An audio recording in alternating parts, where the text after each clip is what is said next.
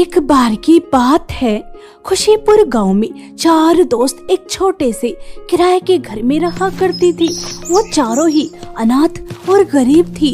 वो अपनी किस्मत बदलना चाहती थी, इसलिए खुशीपुर गांव के एक स्कूल में पढ़ने जाती थी और इसके लिए उन्हें बहुत ज्यादा मेहनत करनी पड़ती थी। ऐसे ही एक दिन, तुम चारों को टाइम देखना तो आता ही है ना? क्या तुम बता सकती हो क्या टाइम हो रहा है? यह स्कूल आने का टाइम है। क्या तुमने स्कूल को अपनी नानी का घर समझ लिया है? जब तुम्हारा मन करेगा तब स्कूल आओगी। सॉरी मैम, देर से आने के लिए माफी चाहती हूँ। बस बहुत हो गया, अब मैं तुम्हें क्लास में नहीं बैठने दूंगी। देर से आने की पनिशमेंट होती है तो तुम्हें पनिशमेंट मिलेगी। चलो मेरे साथ, मैं भी देखती हूँ कि कल से तुम कैसे देर से आती हो। मंजू मैम चारों को स्कूल की एक गंदी अंधेरी क्लास में बंद कर देती हैं। वहाँ चारों ओर जाले लटके हुए थे, फर्श पर टूटा फूटा सामान पड़ा हुआ था। वहाँ बहुत ही ज्यादा बदबू आ रही थी। कावेरी मैम कितनी अच्छी थी। वो हमारी गरीबी और मजबूरी को समझती थी। देर से आने पर हमें कभी नहीं डांटती थी, बल्कि हमारी मदद करती थी। और जब से ये मंजू मैम आई है, तब से ये हमारी जान की दुश्मन बन गई। हाँ नामिका, तुम बिल्कुल सही कह रही हो। मंजू मैम मुझे बिल्कुल अच्छी नहीं लगती। देखो, हमें स्कूल की सबसे गंदी क्लास में बंद कर दिया। पता नहीं कब बाहर निकालेंगी। मेरा तो दम घुट रहा है। यहाँ कितनी ज्यादा बदबू आ रही है। ऐसा लग रहा है जैसे कुछ सड़ रहा हो। मंजू मैम को हमें यहाँ बंद नहीं करना चाहिए था। कोई है प्लीज हमें यहाँ से बाहर निकालो। हमारा यहाँ दम घुट रहा है, प्लीज हमें बाहर निकालो। वो चारों क्लास से बाहर निकलना चाहती थी, लेकिन दरवाजा बंद था। थोड़ी देर बाद स्कूल की छुट्टी की घंटी बजती है। सभी बच्चे घर चले जाते हैं, लेकिन अभी भी मंजू मैम उन चारों को बाहर निकालने नहीं आती। ये क्या, स्कूल की तो छुट्टी हो गई और मंजू मैम अभी तक नहीं आई। कोई है, हमें इस क्लास से बाहर निकालो, हम यहाँ बंद हैं। अगर हमें जल्दी बाहर नहीं निकाला गया तो हम मर जाएंगे।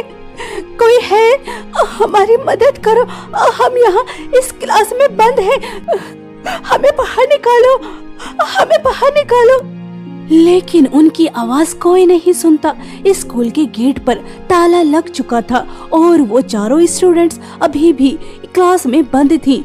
कुछ घंटे बीत जाते हैं और रात हो जाती है और तभी उन्हें किसी के गाने की गुनगुनाहट सुनाई देती है। अभी ना जाओ छोड़कर। ऐसा लग रहा है जैसे कोई नृत्य कर रहा है। गाने की भी आवाज सुनाई दे रही है। मुझे कुछ गड़बड़ लग रही है। कौन है वहाँ? कौन है?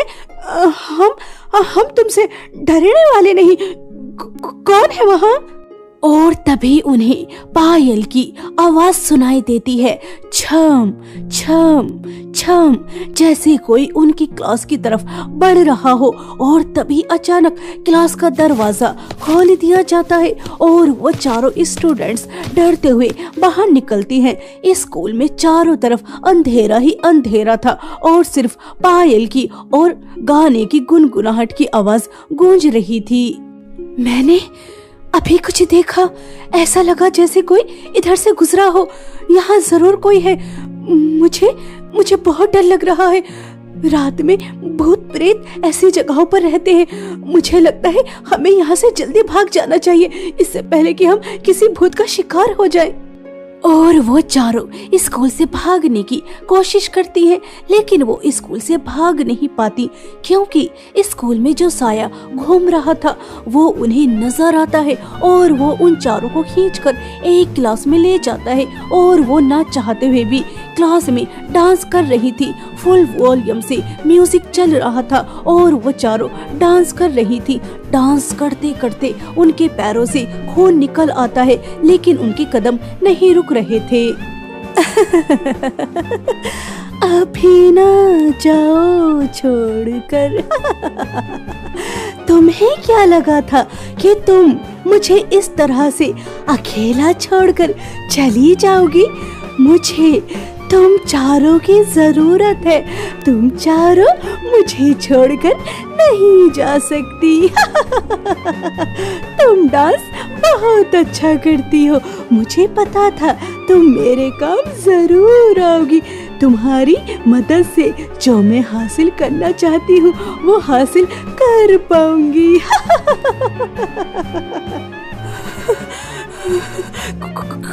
कौन हो तुम? देखो, डांस करते करते हमारे पैर से खून भी निकल आया। तुम हमसे चाहती क्या हो? आखिर तुम हो कौन? देखो, हम गरीब मासूम बच्चे हैं। हमारा इस दुनिया में कोई नहीं। हम पढ़ लिख कर इस दुनिया में नाम कमाना चाहते हैं। हम अभी इतनी छोटी उम्र में मरना नहीं चाहते। हमें छोड़ दो। हमें बहुत दर्द हो रहा है।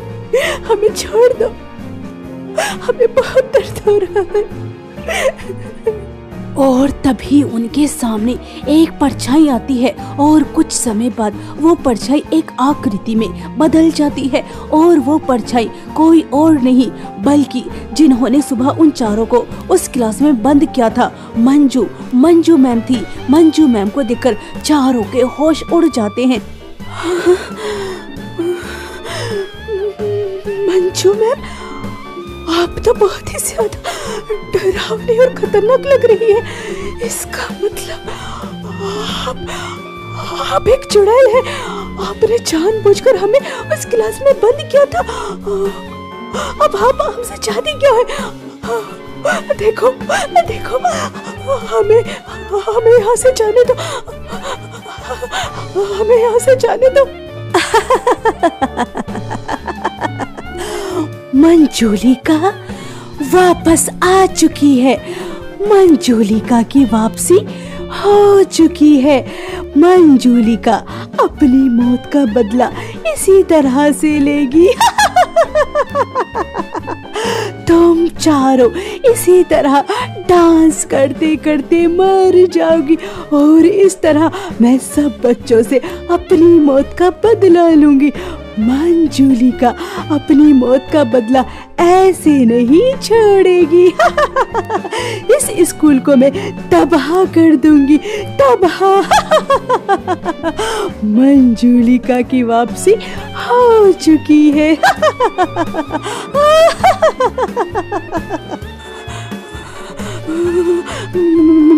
मंजूलिका की वापसी। आप बच्चों से बदला क्यों लेना चाहती हैं? इस स्कूल के मासूम बच्चों ने आपका क्या बिगाड़ा? आखिर आप उन्हें क्यों मारना चाहती हैं? इसका मतलब पहला शिकार हम हैं और उसके बाद आप इसी तरह और बच्चों को भी पनिशमेंट दोगी और उनका शिकार करोगी। आखिर इस स्कूल के बच्चों ने आपका बिगाड़ा क्या है? मैं इस स्कूल को इतना डरावना और इतना ज्यादा भयानक बना दूंगी, गांव के लोग अपने बच्चों को स्कूल में भेजते हुए डरेंगे। कोई स्कूल की तरफ मुंह उठाकर नहीं देखेगा। मैं सबको मार दूंगी। और इस तरह मैं अपनी मौत का बदला लूंगी। मंजूलिका की वापसी हो चुकी है।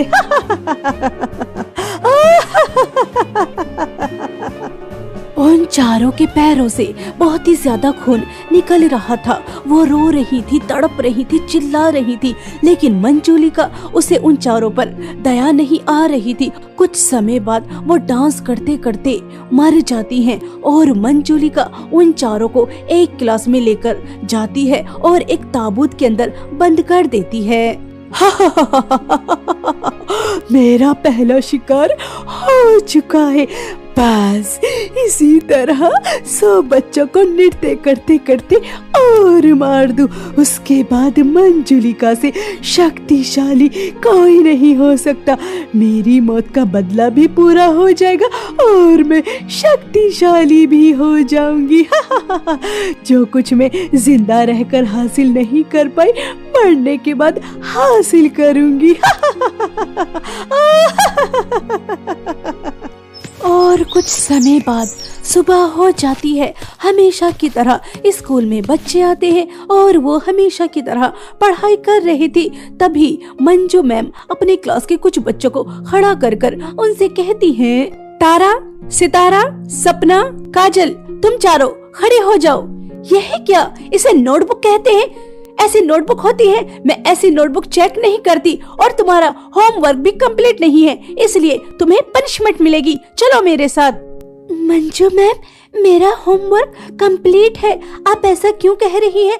और मेरी नोटबुक पर अभी न्यू चार्ट पेपर चढ़ा है, ये बिल्कुल ठीक है। फिर आप हमें पनिशमेंट क्यों दे रही है? आप जानबूझकर हमें पनिशमेंट दे रही है, यह गलत बात है। टीचर मैं हूँ या फिर तुम? मुझे अच्छी तरह से पता है कि इसमें क्या गलती है, क्योंकि मैं टीचर हूँ और तुम मेरे स्टूडेंट्स, इसलिए मुझे ज्यादा पता है। मेरी टीचर बनने की कोशिश मत करो। तुमने होमवर्क कंप्लीट नहीं किया, इसलिए तुम्हें पनिशमेंट मिलेगी और ज्यादा बकबक करने की जरूरत नहीं है। चलो मेरे साथ। और इस तरह मंजू मैम उन चारों को उस गंदी क्लास में बंद कर देती हैं। उन चारों को उस क्लास में सांस भी नहीं आ रही थी, उन्हें उल्टियां लग रही थी। मंजू मैम, दरवाजा खोलो, दरवाजा खोलो, हमें सांस भी नहीं आ रही, हमारा दम घुट रहा है, हम यहाँ मर जाएंगे, यहाँ बहुत ज्यादा बदबू आ रही है। दरवाजा खोलो, दरवाजा खोलो। लेकिन दरवाजा नहीं खुलता। स्कूल की छुट्टी हो जाती है और कुछ समय बाद रात भी हो जाती है। और रात हो जाने के बाद जैसा उन चारों के साथ होता है वैसा ही इन चारों के साथ भी होता है। पहले उन्हें किसी के गाने के गुनगुनाने की आवाज आती है, फिर पायल की छम छम आवाज आती है। मुझे नहीं लगता कि हम यहाँ से जिंदा वापस जा पाएंगे। मेरी तबीयत भी ठीक नहीं और ऊपर से यहाँ इतनी ज्यादा डरावनी डरावनी भूतिया आवाज आ रही है। तुमने पायल की आवाज सुनी? ऐसी पायल तो चुड़ैल पहनती है। लगता है स्कूल में कोई चुड़ैल है। अब हम सब चुड़ैल का शिकार होने वाले हैं। Mummy, mummy. और तभी क्लास का दरवाजा खुल जाता है। उन चारों को क्लास से बाहर निकाल लिया जाता है। चारों को अंधेरे में कुछ भी नजर नहीं आ रहा था, उनका मुंह बंद था।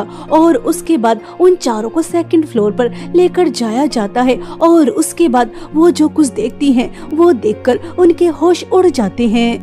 तुम चारों यहाँ, तुम्हें क्या हुआ है? तुम चारों को भी मंजू मैम ने यहाँ बंद किया था? उस क्लास का दरवाजा तुमने खोला? इस स्कूल में क्या हो रहा है? यह पायल किसने पहन रखी है और यह म्यूजिक की आवाज कहाँ से आ रही है?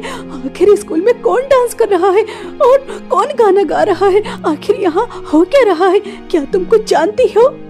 तुम चारों शांत हो जाओ, बिल्कुल शांत। अगर उस मंजूलिका ने सुन लिया तो वो हम सबको मार देगी। उसे लगता है कि हम मर चुके हैं, लेकिन हम मरे नहीं थे। हमने तो सिर्फ मरने का ड्रामा किया था और उसके बाद हम उसका खेल बिगाड़ने के लिए यहाँ छुपे रहे। उस मंजूलिका का खेल बिगाड़ना है। मंजूलिका?